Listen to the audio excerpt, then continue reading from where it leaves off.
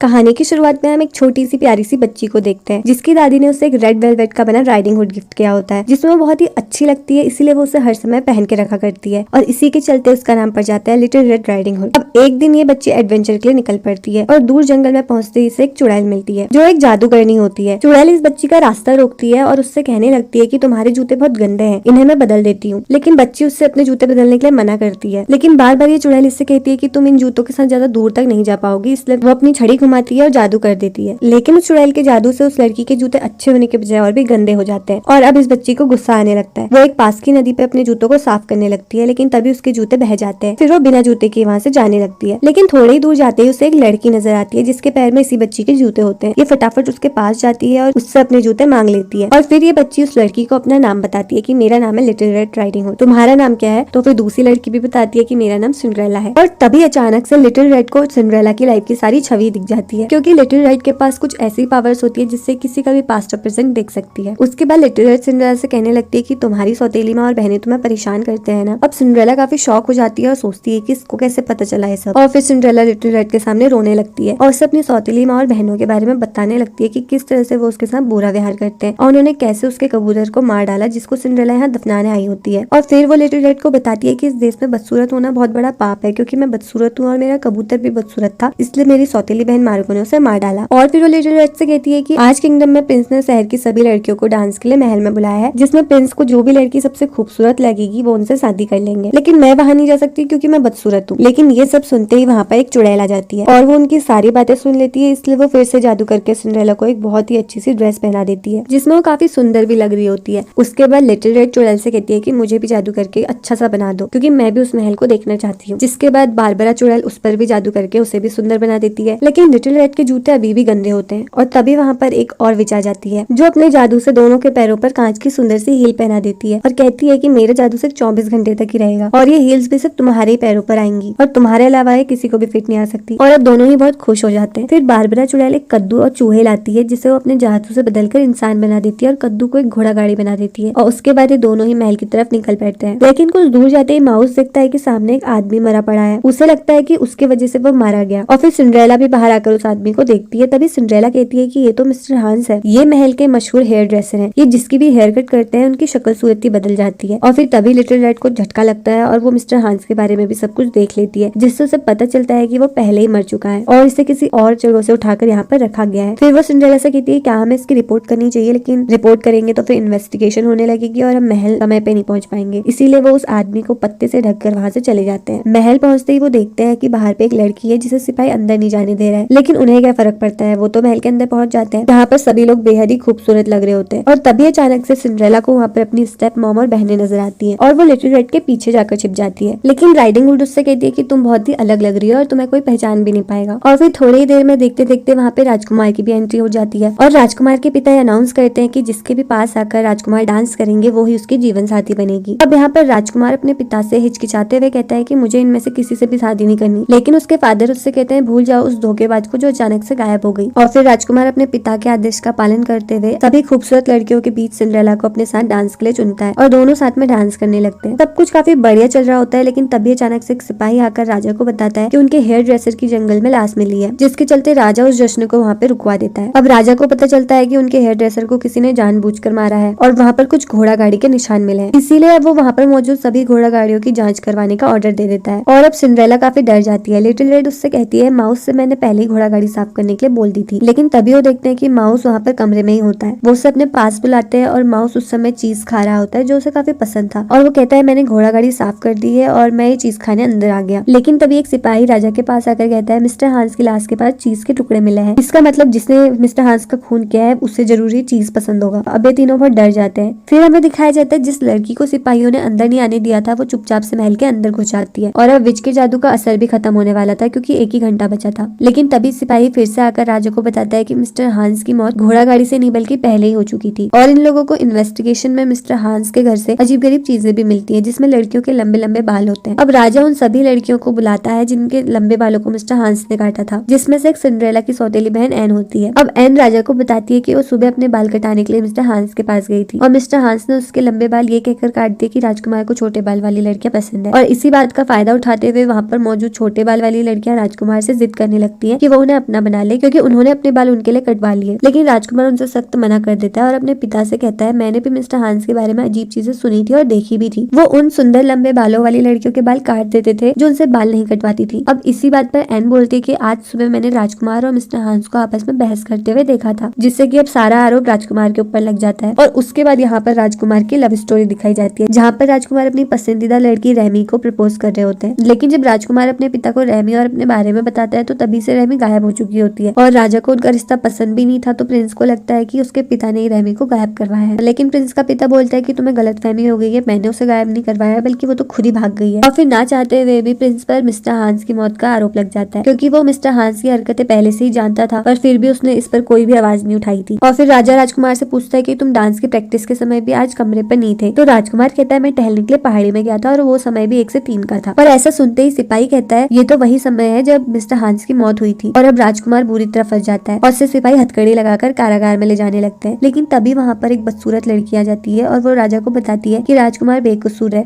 और मैंने उन्हें 1 से 3 के बीच में पहाड़ी पर देखा था, क्योंकि मैं वहीं गुफा में रहती हूँ। जिसके बाद राजा बहुत खुश हो जाता है कि उसका बेटा बेकसूर है और फिर राजकुमार को खोल दिया जाता है। उसके बाद सिंड्रेला और लिटिल रेड का समय भी पूरा हो जाता है और वो अपने असली रूप में आए उससे पहले वो वहाँ से भागने लगते हैं। लेकिन राजकुमार सिंड्रेला के पीछे जाने लगता है और भागते भागते सिंड्रेला को धक्का लगता है और उसी कांच की वो हील वहीं पर गिर जाती है। लेकिन सिंड्रेला वहाँ से भाग जाती है और अब राजकुमार उस हील को उठा के अपने पास ही रख लेता है। और थोड़ी ही देर में सिंड्रेला और लिटिल रेड थोड़ी ही दूर जाते ही अपने असली रूप में आ जाते हैं और सिंड्रेला लिटिल रेड को अपने साथ अपने घर ले जाती है। घर पहुंचने के बाद लिटिल रेड को घर के बाहर से कुछ आवाजें आने लगती है और वो बाहर चली जाती है देखने के लिए कि बाहर कौन है। और थोड़ी ही दूर जंगल में जाते ही उसे सिंड्रेला की सौतेली बहन मार्गो मिलती है और मार्गो उससे कहती है कि मुझे महल के सैनिक ढूंढ रहे हैं क्योंकि मैंने मिस्टर हान का खून किया है। जिसके बाद लिटिल रेड काफी शॉक में होती है और फिर मार्गो लिटिल रेड को बताती है कि मिस्टर हांस ने मेरे लिए आज लेटर भिजवाया था जिसमें लिखा था वो मेरे बाल काटना चाहते हैं और उन्होंने 4 बजे मुझे अपने घर बुलाया था। लेकिन जैसे ही मैं मिस्टर हांस के घर पहुंची तो किसी ने मेरे सिर पर जोर से मार दिया जिससे मैं बेहोश हो गई और जब मुझे होश आया तो मैंने मिस्टर हांस को मरा हुआ देखा। इसीलिए फिर वो कहती है कि मैंने भी मिस्टर हांस की लाश उठाई और उसे सड़क पर फेंक दिया ताकि ऐसा लगे कि उसकी मौत किसी घोड़ा गाड़ी से हुई है। और इतना ही बताते बताते सैनिक भी वहाँ पर आ जाते हैं और मार्गो को ढूंढ लेते हैं और फिर मार्गो को अपने साथ ले जाते हैं। उसे ले जाते समय वहाँ पर लिटिल रेड को एक कांच गिरा हुआ मिलता है जो कि मार्गो के शरीर से गिरता है, जिसे लिटिल रेड ध्यान से देखने लगती है और फिर वो उनके मेन सिपाही से कहती है कि आप मुझे मिस्टर हांस के घर ले जाएंगे। जिसके बाद दोनों मिस्टर हांस के घर पहुंच जाते हैं और वहाँ पहुंचते ही फिर से लिटिल रेड उस कांच को देखकर अपनी पावर से उसके बारे में बहुत कुछ देख लेती है। जिसके बाद वो सिपाही की कुछ मदद मांगती है और फिर अगले दिन हम देखते हैं सिंड्रेला के घर की तरफ राजकुमारी और उसके सिपाही आ रहे होते हैं और सिपाही सिंड्रेला से कहता है राजकुमार उस लड़की को ढूंढ रहे हैं जिसकी कांच की हील उस दिन महल में गिर गई थी। और उसके बाद वो सिंड्रेला से हील पहनने को बोलते हैं और जैसे ही सिंड्रेला उस हील को पहनती है तो उसे वो एकदम फिट आ जाती है और वो बहुत खुश हो जाती है क्योंकि उसे लगता है कि राजकुमार उससे शादी करेगा। लेकिन राजकुमार सिंड्रेला को गिरफ्तार करने को बोलता है। जिसके बाद सिंड्रेला घबराने लगती है। लेकिन तभी वहाँ पर लिटिल रेड आती है और वो सिंड्रेला से कहती है कि वो तुमने ही मिस्टर हांस को मारा है ना। लेकिन सिंड्रेला कहती है तुम पागल हो गई हो, तुम्हें तो मेरे बारे में सब कुछ पता है, तुम ऐसा क्यों कह रही हो और मैं उन्हें क्यों मारूंगी, मेरे पास तो उन्हें मारने की कोई वजह भी नहीं है। लेकिन लिटिल रेड उसे बताती है कि तुम खूबसूरत हो और मिस्टर हांस से तुम्हारी खूबसूरती को परख लिया था और इसीलिए वो तुम्हारे बाल काटना चाहते थे